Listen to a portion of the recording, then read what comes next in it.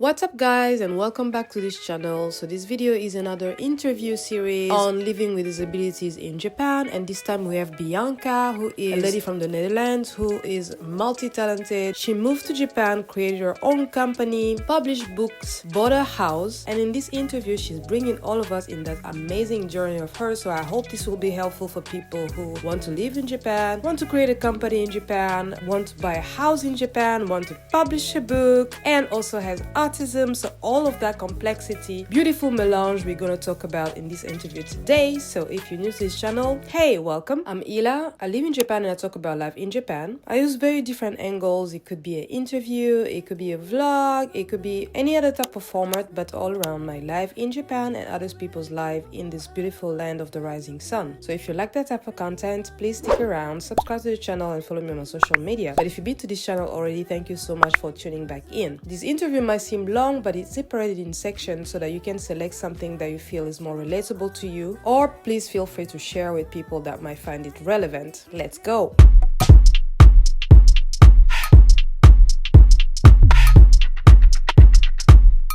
Alright, so Bianca, thank you so much for accepting to do this interview with me today. And this is going to be a part of one of the series that I'm making about living with disability in Japan. And I would love for the audience to listen to your story about living with autism in Japan and also elsewhere in the world. But before we get into the depth of all of that, could you introduce yourself a little bit to the audience? Yeah, I'm Bianca.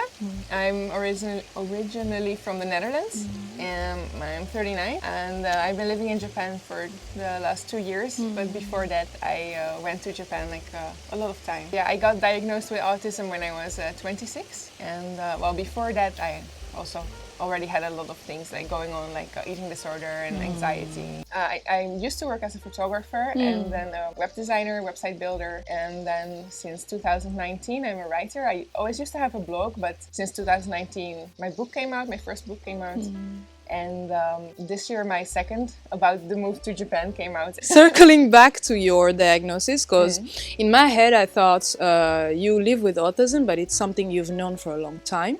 And you just mentioned that you were diagnosed at 26. Yes. Which is, I would say, a little late. Little late, yeah. And that was in the Netherlands? Yes. And you decided to get the diagnosis yourself. What happened? Things in my life were starting to go wrong. I was getting a bit tired of it because I can do stuff with my photography, for example, and then I start that, it becomes good, it becomes big, and then at some point it's getting too big for me, too overwhelming, and I was ready to run again, quit, be like, okay, I don't like this anymore, quit everything, do something else. But at that point it was I don't know how many times I was already doing that, my previous studies and stuff. So I was like, why can I never finish something? Yeah, just handle it. And my relationship was also really not going very well.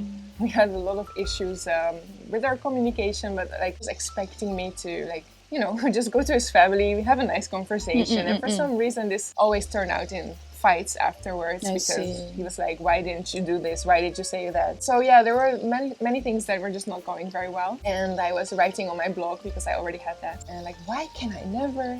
And then one friend, she's like, hey, I have this magazine article. Can you maybe read this? And it's autism in women and how it's different. And I was like, oh, this sounds completely, totally like me. So yeah, that was the reason why because before that, I already had an eating disorder. So I already had that. After high school, I went to therapy for a year. And they did know I wasn't really the most social person. I wasn't really good at it. And they wanted to put me on some lessons first, how to be better in social interactions. And I never wanted that because I already knew this is just gonna suck. And how was your childhood like? Because I'm wondering, your parents, maybe they detected something, but they didn't. Well, the trouble is my parents got divorced when I was 7. I see. And from that point, I feel like none of them had the whole picture. One would send me to a psychologist, but the psychologist was like, okay, maybe it's because my parents are divorced. I didn't want to tell the psychologist everything because I was feeling like I had to choose between my parents, and I didn't want to tell anything bad about them to this person. A stranger. So, yeah, so and also primary school was pretty okay because I was already in it wasn't really a special school, but it was a Montessori school. And we had all these materials, and but this school was used in our town as the special school. If you didn't go well in your first school, then they, like me, they put me on a Montessori school. Yes, and a lot of kids did that to that school because it was way more like way more personal, and the teachers were really good. And so I was in that school. That went great. I was like just doing my thing and like just and sometimes I was like already finished with stuff, so they were like, oh, we have some extra things for you to learn. You can just go sit in the hall and in the hallway like by yourself and study space or Russian. And I was like, oh, cool, So I was fine there until I went to like high school. That was really high school happened. Yeah, and all of a sudden I went to like a normal school, and I was still like super eager to learn, and all the other kids were like, why? And I was really young too because I skipped a grade in primary school. Like in the Netherlands, it's like you have 8 classes of the school when you're like a kid until about 12 or 11, 12. Okay. And then you have high school. But I skipped one of these classes, so I went to high school when I was just 11. That's so nice. I just came there as a little baby child with my football shirt and like my collectible toy Looney Tune thingies, like we call them flippos. I think it's pogs, like the plasticky things you get with the chips. And I was like, yay, let's trade. And all the other kids were like, that's not cool. We like makeup and boys. And we're like, the boys were really cool. And I was just a kid, like coming there. Didn't work very well. Aww. So I was really bullied in that, especially the first 4 years. And then in year 5, I just decided I didn't want to go to school. So I just stayed home as much as I could. And you felt safer. Yeah, and I was exhausted, and I got headaches. So I was like, I feel sick, I have a headache. So I just stayed home like 3 days a week, 2 days a week. That just enough so that I could at least recover my grades. Yeah, but my grades were still good enough. Like I wouldn't fail. So I was like, I can stay home this long, but if it's starting to get too bad, I have to start, trying again. I see. And then in the last year, we had like exams. So I was like, okay, now I should go back to school because there's exams. It's about that time. Yeah, and these grades, they stay. So I have to stay. I have to go back to school. It was still totally exhausting. So instead, what I did was like I developed an eating disorder. So I just rewarded myself with candy, and I was like, okay, if you go to school, you can eat this candy. If I did that, I felt really bad. So it's like, okay, I ate too much candy, so I shouldn't have dinner. So you couldn't really see much on the outside because I didn't eat too much or too little. I just ate the candy and then no dinner. But that's not healthy for you. So it's like I was feeling like shit. But I wasn't really super thin or something. But it was very disordered eating. Like the eating pattern was completely off. And how long did that last? Oh, I got into therapy when I was 19, so about 3 years. But it was sometimes it went okay-ish, and then it got worse again. After high school, I did a year of like working and not much else, and it was okay-ish. Still, like I had like all these insane ideas, and like I would do stuff like, oh, I cannot eat that, and I have to compensate this by that, and if we do this, then I have to do that. So it was not healthy, but it was okay-ish. And then the next year I went to university and I had like my internships and stuff. And I was, especially in the internships, I was also like totally terrified. So the eating disorder became worse again. Like I was like compensating with food again. Right. And then after that, I really crashed, got into therapy, and it was like 3 days a week. So I couldn't do anything else. It was 3 days, and the other 2 days you can just be at home and do whatever, but just try to eat properly. This took about 8 months. I see. To be there, and then after that, like once a week. So I'm not very aware of how that works, but in these sessions of seeing a psychologist, there was still no mention or no hint from their professional side that you might have autism. No, well, it's funny because they like immediately were like, your social skills are bad and you should work on those. Oh wow. So they knew that. Okay. But there was not the real like the autism diagnosis itself. And it was like this therapy is like in a group most of the time. So it's 8 people. And then you share. Yeah, you're basically in a sort of class, and then you share, and you have some other kinds of therapy. I see. And sometimes you have like individual ones, and sometimes you have like physical therapy. So it's like exercise, but with a therapist. There are some girls, they have really big issues, like how their body looks or feels, and then at some point there was girls that were really skinny and they felt really fat. So they took a rope and they had to put on the floor. Like a circle, like how big do you think you are? So they put this circle, like I think I'm this big. And then they put another rope and they measure it. And of course, it was way smaller than that. So they would see like, oh shit, Perception. I think I'm really fat, but actually I'm not. And this kind of therapy we do, or sometimes it was just like throwing a ball and trusting the other person. Different methods. Yeah, so they had a lot of Interesting. things. Nice. So you get to university and you said you finished it. No, I quit. It was overwhelming, and Yeah. then meanwhile you're very talented, you're taking photographs, you're also, or that started a little later on. My first study was actually for accountant. So I was just doing like being smart and trying to like get a good job, make a lot of money. As everybody should. Yeah. And then I quit that. So did the therapy. Then I finally was like, oh, I should choose something I like. So before I just chose something like, okay, my parents want me to do this. They want me to be rich, make a lot of money. Of course, yes, but then I was like, okay, I can choose something I like. So I went to communication and multimedia. Interesting. Let's pause right there. So you've seen psychologists a couple of times, and the only thing that they told you, or the repetitive things that they told you, is that you need to work on your social skills. Yeah. But you like communication, which requires huge social skills and not Well, communication. communication and multimedia is more like making the communication, and I I always see. like that. It's like advertising and like how to make things like websites, posters, I see. also videos, like how to get a message across. I see. And I think it's not that strange that a lot of autistic people are actually really interested in that, because we want to know how to communicate, and we can maybe look at it from a different view. So how a message comes across. A lot of people who are not autistic, they don't ever think outside of themselves, how somebody else could read something and understand it or not. And sometimes being autistic can actually help in these kind of things. Plus So alpha. yeah, I really thought it was super interesting, and And you started communication. It was everything I really like. It's like web design, graphic design, pictures, how to do some step-by-step things, like how to explain things. They just made us do this. Like they were like, okay, we gotta do some kind of, this is a building in the city. You have to make a photo instruction how to get there, and then you have to really think like, okay, so if somebody doesn't know the city and this is their point of view, what information should we include? What information is like obvious and what is really necessary? Interesting. Because you know these things, so you forget to mention them a lot. So we would learn it like that, or we had to draw a recipe without words and stuff like that. That's beautiful. Yeah, it's really cool. So I really like that. The only thing I really, really, really hated was the group work. Because a lot of things was groups. That's also the reason I eventually switched from there to photography, because I was so done with the groups. I see. The interaction with people you work was together with like 4 people. overwhelming. Yeah, and especially at that point, because some classmates, they just don't do their job. Like they don't, they're lazy and stuff. So you feel like I need to do this thing all by myself. It's all on you. Yeah, the but feeling. They don't want you to do that. So that's not good either. But so you have to like fight your classmates. Like the teachers would always say, well, later if you're like working in a company, you have to work with people.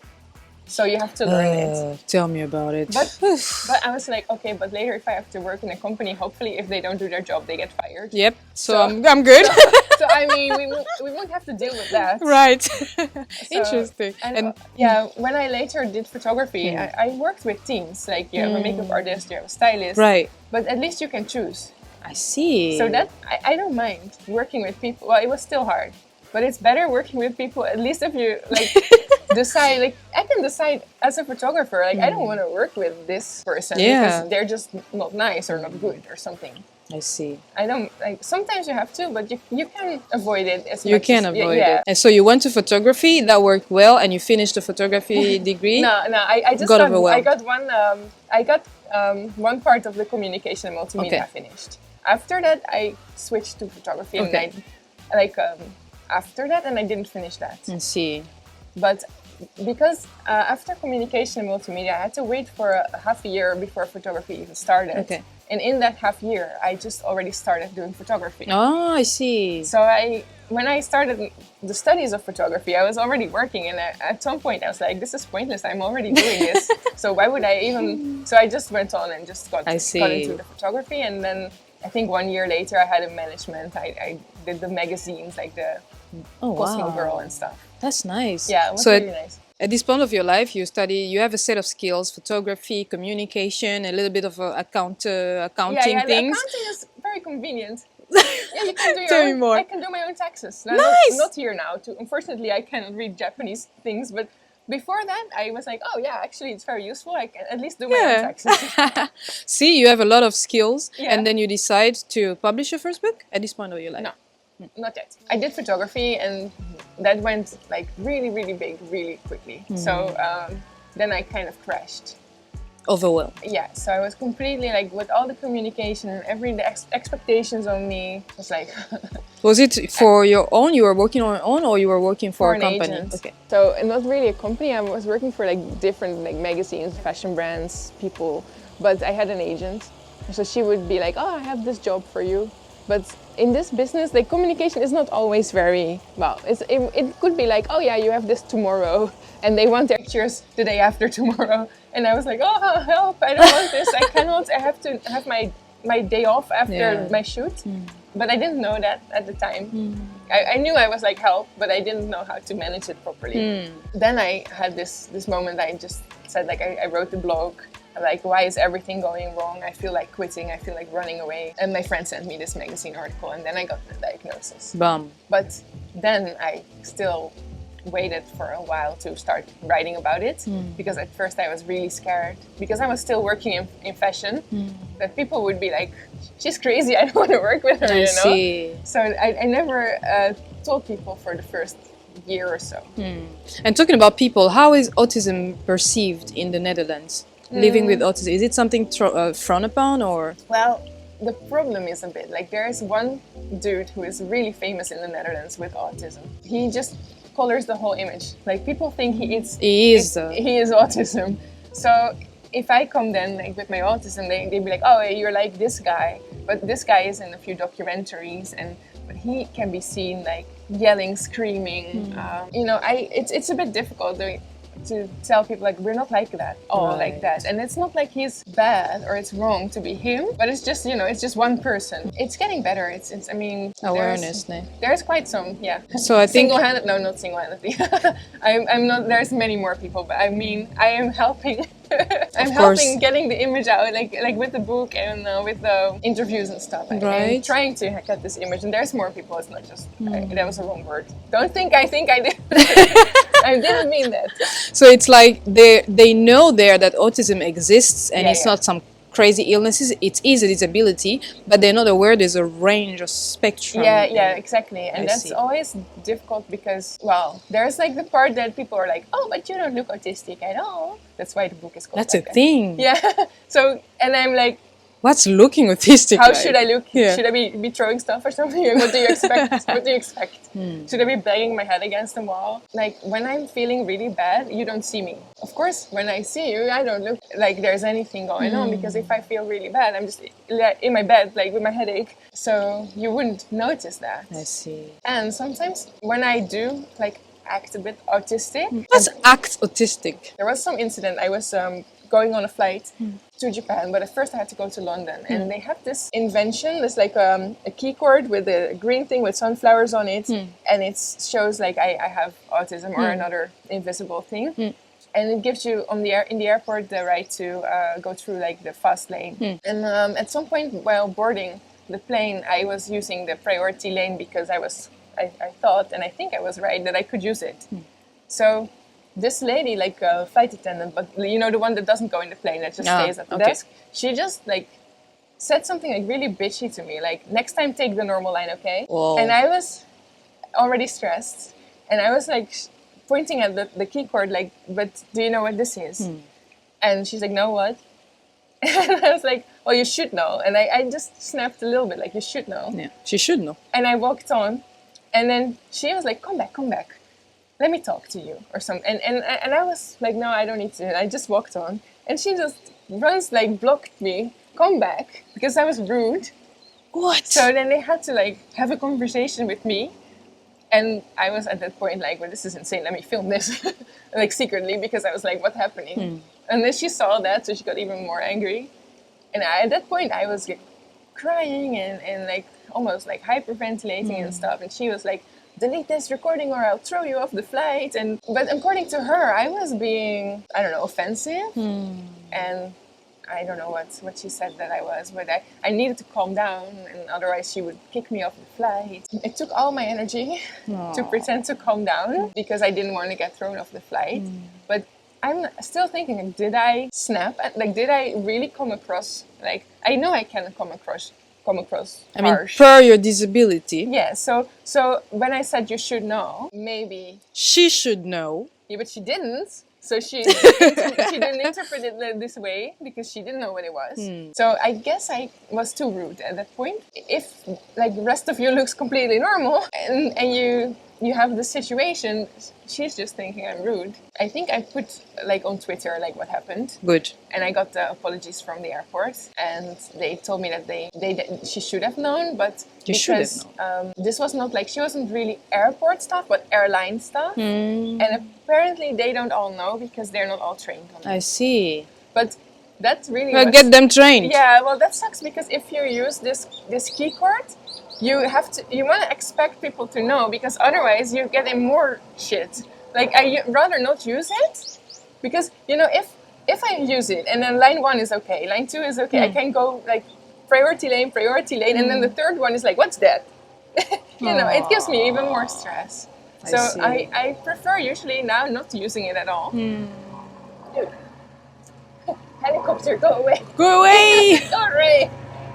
Oh my God, Why is it turning so close to us now? I know. Oh, there.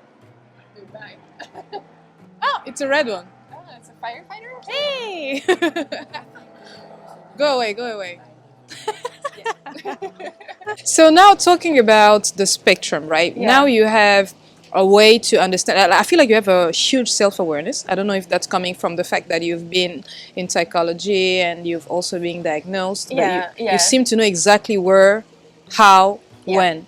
Yeah. Where is it awareness coming from? I'm trying to since I got my diagnosis, like first I wanted to like fix everything, just like, okay, cool, I'm gonna read books and fix it. And then of course you cannot like cure it or something. But in the years I just learned, also with the help of like therapists and coach, like autism coaching, you have to learn like your boundaries, what can you handle, what can you not handle. Sorry, my autistic brain is getting distracted by this helicopter. Yes. Yeah, so I learned over the years a lot of things, like how to make things work for me. And kind of what you have to do is kind of just throw away everything you learned. And, restart. Yeah, and then just look at everything like, okay, so how can I work in a way that works for me? Like, how can I make money enough to live in a way that doesn't cause me to get a burnout? I see. And sometimes it's like very weird decisions, like for example, cooking can cost me a lot of energy because you have so many steps to do and your hands get dirty and I hate the feeling. Right. But then you have to really think, okay, so buying food is more expensive, but if I in that hour instead of cooking can work, how much is my hourly rate? Is it more than what the food is? So then it's a smart decision to actually just work more and buy the food. So, and it's like, people be like, oh, you're wasting your money. Like, no, actually, no, I'm not. I'm living super small. And I really like that. Because it gives like the baseline of how much money I have to make is super low then. So, well, now it's a bit different because since I moved to Japan, I have the government wants a lot of stuff from me. So like, they want me to make a profit and I have a company and I have to pay accountants and stuff. But before it was like, okay, so if my baseline is super low, if I don't feel well, I can just say no. Like, okay, sorry, client, I don't have time. Wow. And it doesn't have the biggest consequences. So that was really like a conscious decision to like pay really like little for like basic living and stuff. I see. Also, I used to have a very big house and it was like giving me stress because it was always a mess. So, too many things to control. Yeah, and now it's just a small house, so if you want to tidy it up, it's really quick. That's amazing. I have a question about the diagnosis itself. Like, you've been living with autism for 26 years and then suddenly something puts a label on it. What was it like? Was it a relief for you? Yeah, I guess it was. Because if you don't have that, because sometimes people say like, oh, people want a label. And then they can just be like, oh, you know, nothing is my fault anymore. But for me, it was like, if you don't have it, you're just looking at yourself like, okay, I'm a loser. Why am I not normal like the other people?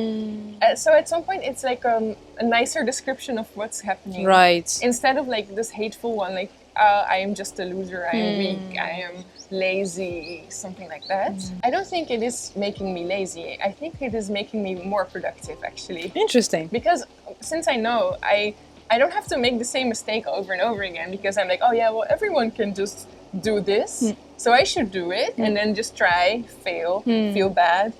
Now I can already anticipate, do things in another way, and you just space yourself better because you know how you work, basically. not like overwork myself because I think I should. I see. So, and that makes me really way more productive, actually. Nice. How was dating for you, like in the Netherlands? Dating with autism? Give us a tea. Well, I think the last dating was actually here in Japan, but I think it's the same. What I just did is, you know, you make a profile with some pictures of yourself. So I put just the book cover of me in the profile. I was like, here it is, no secrets. Okay, this is me. Yeah, I was like, you better be warned, because I mean, I know some people, like when the relationship with my ex stranded, like the one when I had the diagnosis, he had quite a hard time like accepting it, because he had some goals for his life and some things he wanted, and yeah, it just scared him a lot. I was like happy that I got my diagnosis, and he was like, oh my god, this is never gonna go away, and this is like help. But the bad thing was also, I just, you know, I was buying some books about autism, and he was reading it, and it was like, it was a bad decision. Like the books were like way more negative, actually. So he was reading it like, oh my god, this is like, oh, you know, it's like this. And at this point, how long you've been together? Few years. I see. So the few past years were okay, but when you... No, there were always the same issues. With, I see.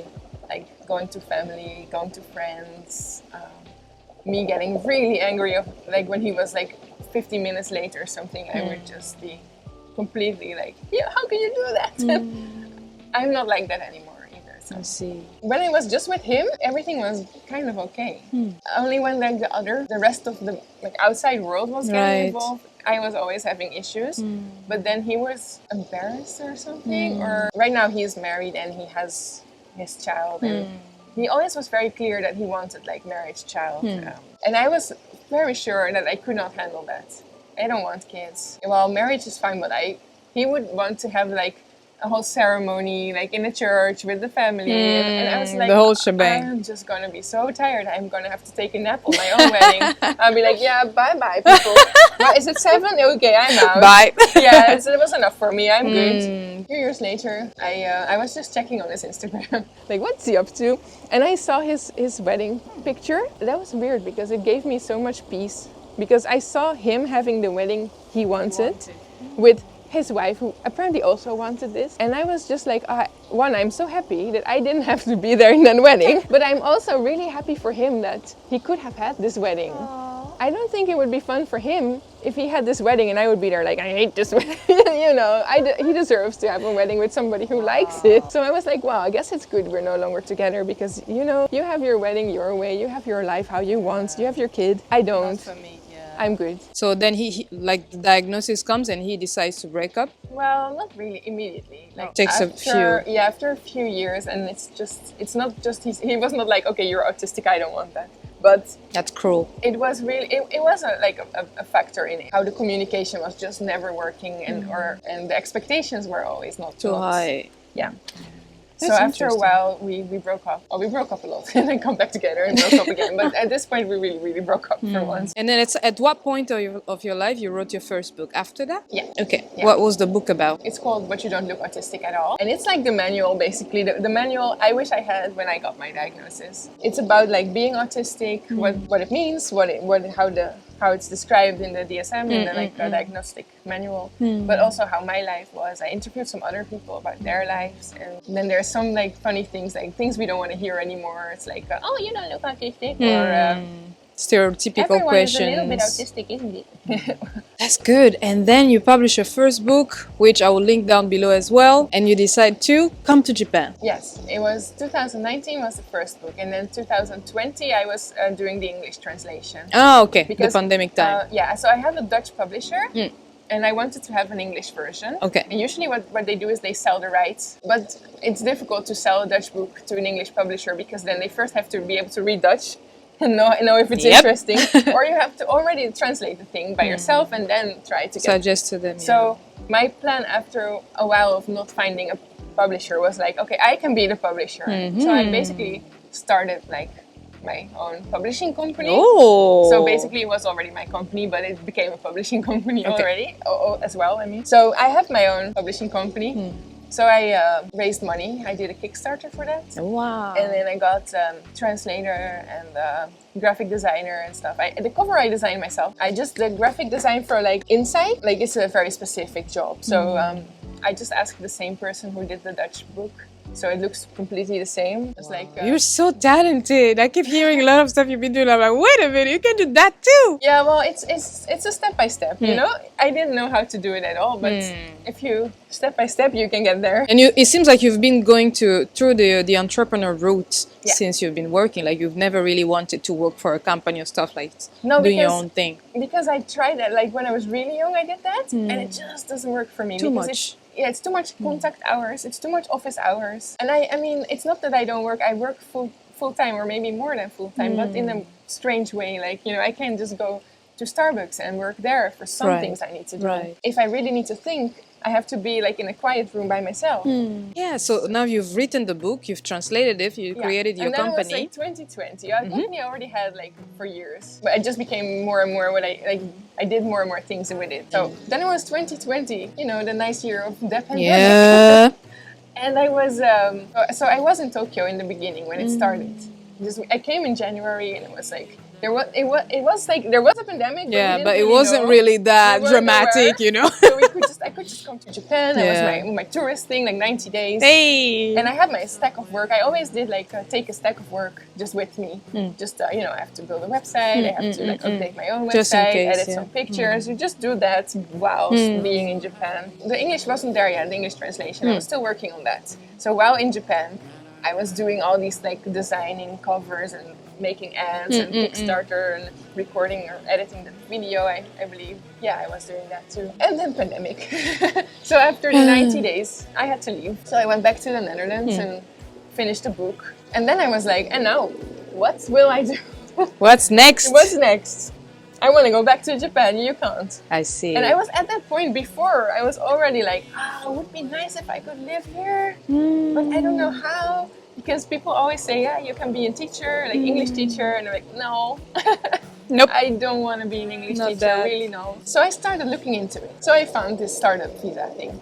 Oh, let's get into that. So you want to move to Japan because when you came, in your 90 days, you were like, this is nice. Well, Go back I was like years and years before I always came. You wanted to. From 2016, I was a month. And then every year, I was like a few months. I came to that's Japan. nice. I see. And I took my stack of work and I just, you know, sit there in my room. So it was a build-up until final it was decision. A build-up. And at some point, like I have a few Japanese friends, and one is she had like it started like a little bag with like a towel and like my stuff, and then at some point I was like, I need a bigger screen, so I just bought the computer screen.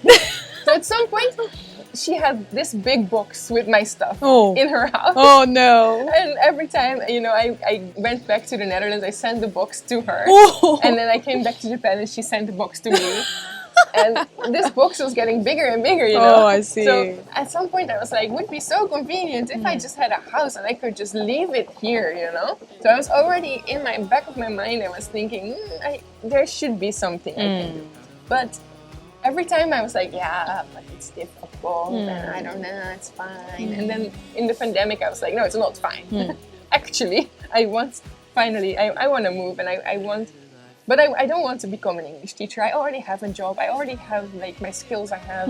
Why would I become a teacher? Right. I mean, I can build websites. I can take pictures. Why would I? Right. So I was like, I need to find something that can work. So I found the startup visa. And you applied. And I hired a company to do it. Oh, okay. What was the process like? So now, Yeah. you want to be an entrepreneur in Japan. You find the startup visa. You see the requirement and the process and Yeah. everything. And I was like, I need help. Because it was too much. Yeah, and I really not. I don't like. Nobody likes administration No, stuff. but I used to be accountant. I used to like that. But I Ah, cannot read it. I see. I am Everything's like, in I have no Japanese. knowledge. So usually I like to do everything by myself. I read the thing, read the law, read the thing, do it. But this time I was like, I can't. I really need help. The language barrier. Yeah, so I was looking online for companies and I found one and I was like, hello, can you help me with this visa? And Japan was like closed, like the first time they closed. And they were closed until September 2020, Right. I believe. So after that, they opened again for people with visas. And so at that point, I was like, let's apply. So did it, apply. In December, I got you're approved. And the company was a Japan-based one? Yes, this is a Japanese company. They did everything for me in Japan. Okay. And then after, then I would come to Japan and start up my company. And for that, you have to have a year to do all the things you need to do. I see. But I got approved in December. So I was like, okay, so I will go end of January. So I'll just, have my apartment. Let's wait for it. Let's wait for this one. I ended like my office, my apartment. So I was already doing that. And Christmas, New Year, everything is closed. So I canceled my rent like end of December. It's like, okay, I'll be moving out end of January. Okay. And then January 4, Japan closed the borders. Ah, I mean, that's not a nice tough of one. them. Yeah, that was not nice. No, and they said it was going to be 4 weeks or so. I see. Because there was the British mutation. So they closed and they kept Opening, postponing closing, it. No, and- they closed. They were closed. Oh my 14 God. months. So then I was starting to finally go again, and then they had this whole paperwork you have to put a quarantine plan and you have to submit this and stuff, and it took 6 weeks or so to do that. Oof. But after 3 weeks, Omicron, and they closed again. Yeah, I remember that one. It took me 14 months to Wow. get here. Oof. Do you have any idea of the minimum requirements to be able to have a startup visa? Yeah, there's you can do 2 paths basically. For both you need an office and then an actual one. You cannot have a rented desk. You cannot have one in your house. Physical unless you office. have a house with a separate door, with a separate office, for I don't see. know, for dentists and stuff. They have their houses up and their offices down. That's the okay. style. But it should be a separate office. Okay. And you have to start a company, and then you can have 2 things. One is 5 million yen investment, and the other one is you hire 2 Japanese people, Okay. full time. So mine was okay, I'll do the investment one because how can I hire people if I'm not even in Japan? I checked my savings account and I borrowed some money from some people, and so I got my 5 million yen. Oh yeah, there are some requirements of your skills. It's I think it's a bachelor's degree or 10 years of experience. I see. And then you have to submit a business plan. For that, I was happy that I did my accountancy, I was like, oh, I know how to do that. At least I can make a balance sheet or something. There's quite a lot of paperwork. There's this whole plan, where you want to establish your company, how much do you think you'll be paying for this, how much profit you think you'll make. And of course, it's for 3 or 5 years. Okay, how much profit will I make 5 years from now? I don't know. Let's make it look slowly going up. I mean, I don't know. You use your good skills on that one. Yeah, but so you have to submit all that. And you use the company, so that means you somewhat wrote it in your native language and then they made it in Japanese? English. I see. So I gave them everything in English. They got it translated, and you use the format, it's how so old. their format. Yeah. Because I had my nice part. designed resume, the Nope. Western one Nope. with cute graphic design. Nope. No, it's this. Oh, okay. Let's redo the whole thing with handwriting. Yeah, well, at least they typed it. So that was...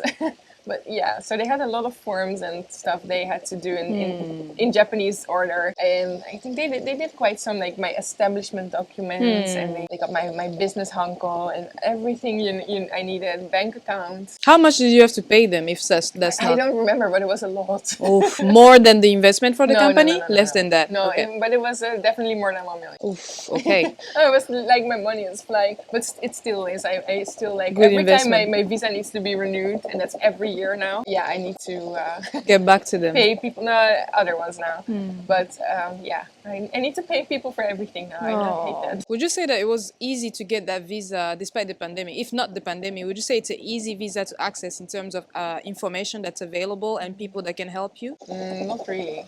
No, I think it's quite difficult. You need a lot of help. Yeah, and a lot of paperwork. I guess the easier thing is if you just come for a company and the company does this things for you. I guess, it's quite hard. The good thing about me is I'm quite good with the paperwork. Like my accountancy background finally paid off. I'm like, oh yeah, I know, I have this. I can supply you all the papers you want. No problem. Very organized. And then it's okay. But would you say that, what is the thing that you think should be changed or ameliorated for obtention of the startup visa? I think they changed it recently. Or they're gonna. I read that they will make it 2 years now. At first you need this office, you have 6 months or a year. It depends where it is. Like if you go to another city, sometimes they have like other rules. Like I believe in Kobe that you can just take a year to do everything. But in Tokyo it's like 6 months. You cannot do shit in 6 months. Yeah. Like it took me already 3 months to get even the company established. Because I had to open my personal bank account first and then transfer the money to the business bank account and it's a lot of stuff. Yeah, and they made it 2 years. Okay. So and you don't have to have the office yet or something. So it's like you have more time to figure out how to land establish on your feet yourself. and get stuff done. But even just getting an apartment to live in, because like the office I bought it, but my living apartment I rented. And but before I had my company established, it's like, okay, so what's your job? Yeah, I'm a business manager, but my business doesn't exist yet. Okay, so check unemployed. So okay, what? Hello, can I rent this house? I'm unemployed. And like, no. Oh wow, So, that's interesting. Yeah, or hey, can I have a bank account? What's your job? I'm a business manager, but my business doesn't exist yet, so unemployed. Oh my goodness. And then, and you're here for 6 months? Yeah, no, sorry, we cannot. No. hey, Rakten, I want the phone. 6 months? Nah, nope. You cannot get anything done. So from what you're saying, it seems like the current duration, I mean, it's now 2 years, but the previous duration of the startup visa didn't add up with everything that's required to be established in Japan. No, and the 6 months is just like all the companies, you cannot get your internet line, you cannot get your phone. So you think they need to add some sort of category as well in the real estate for or people? you should establish before you come to Japan. Oh. But that's even more difficult because how can you get your office? Well, you gotta choose. I had it actually. I bought it, so I had it. But usually you want to, go visit the thing and look at it and then rent it. So yeah, it's quite difficult. Oh, wow. You have to start somewhere. Right. 14 months later, you finally get to Japan. Yeah. How was your first 6 months, your first startup visa? Oh my God, I don't even remember. This 6 months, I was like a zombie. Just, I need a bank account, I need a phone, I need a... You're filling in all the processes, all the At some point, requirements. I was just paying for apps on my phone with a gift card from Apple. Because I want a credit card, but I can't get it because I don't have a company. So I have my Dutch one still, which is technically illegal, I believe, because I don't live there anymore. But okay, it still works. And then tell them it. So I have my Dutch one. But then you need like your bank app, but it's only in Japanese, so you have to switch your app store country to Japan. And then they say, we cannot use this Dutch credit card, we need a Japanese one. And you don't have it yet. So you're like, how can I pay for this? But you have to get a gift card in the store. Oh no. It was just insane. Yeah, I don't even remember everything. It was driving me absolutely crazy. And I'm lucky because I already had an office. And actually my house, where I live, I was only rejected once. And I don't even know if it was because I was a foreigner or because there was already somebody else. So the second apartment, I got it. Okay. So, I mean, I wasn't even, it was easy for me actually. Imagine you have to find like a whole house and a whole office. So you couldn't establish yourself 100%. So would you say that the next semester was more stable for you? Yeah, after I got like the first extension, I got like a year. So I was like, nice. Oh yes, a year.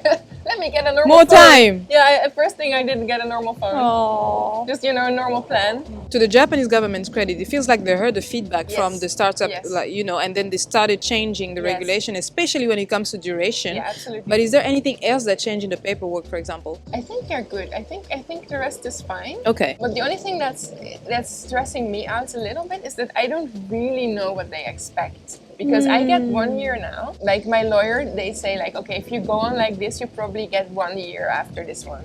Okay. But if you make more profit and you hire more people, you probably get 3 years. Okay. I want to see it like written in rules, you know? But it's like they just look at it and be like, let me give her. It's too subjective. Yeah. I Or see. maybe it's not, but I want to know the rules. Like I want to just have a list of like do this, this, and this, and you get that. Is there any support system to accompany the startuppers basically when they are installed in Japan? Technically, they say they do. So I don't want to hate on them, but I never saw anybody. Oh. Well, I did see, like, they came to my office after the first half year to check if it existed, basically. Okay. So they just come to my office and then, they were like, oh, it looks good. And, my contact person, like, from the company that I hired for the visa, she gave me, like, instructions. Like, yeah, you have to just put an official name sign and then, put the Kabashiki Kaisha, like the company, put it on your mailbox, put it on your door. That's really important. And the image. Yes, and for me it's like, well, for me it's not that important because like who cares? But okay, I order name tags, put it there, you know. And but yeah, they were really impressed. Also because the office I bought it, so they were like, oh wow, you must be like dedicated. There hasn't been zero interference between you living with autism and creating a Japanese company. Was there any? I didn't want to tell them because I wasn't sure about the image. So I was like, maybe not tell them, just maybe like leave it out. Like, and then the lady who did the visa application, she was like, I don't know, Googling me, looking at my website, you know, all these things. And then she was like, oh, I see, you've written this book. And it's like, yes. And she's like, yeah, but you should mention that in your application because it's a good thing. Do you know what it's about? Yeah, I don't know if she knew that. So, but I was like, okay, if you think that's good, then I mention it. She mentioned it, and I'm still not sure if they know what it's about, or if they know that it's about me, you know, or that maybe just a general book about autism. But I have never heard any complaints, so I guess it's okay. Okay. It would be discriminatory if they would have a problem with it, so I'm not sure. But no, I have not heard. When I establish, you have to say like my company is doing this, this, and this. Like I do writing, I do coding, I do marketing, I do all these things you have to put.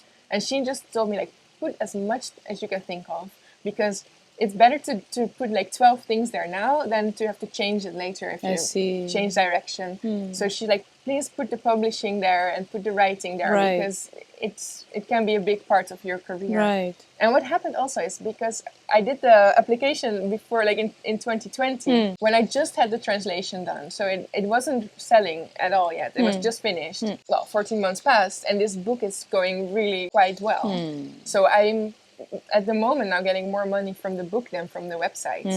I'm not really sure because I haven't spoken to anyone if that's a problem or not. Because I told them... You mentioned that you're a writer. I did, and I'm happy I did. Because otherwise it would be like, okay, but you told us you're going to do websites and now you're doing books. Yeah, it's different. But I see. because I have them both on the paperwork, I guess it's okay. How far can you go with the extension of startup visa? Is there a limit? It's just like they can give you every year like an extra year or 3 or 5.